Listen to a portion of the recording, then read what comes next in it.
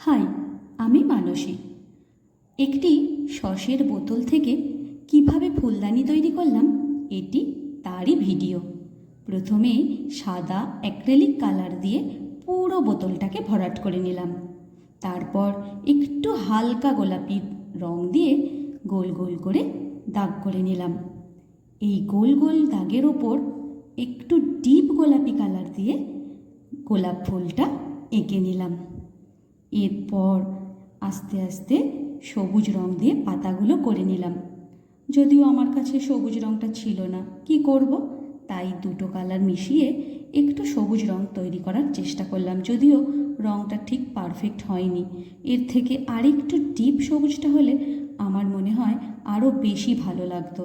যাই হোক, ওটা দিয়েই কাজ চালিয়ে নিলাম।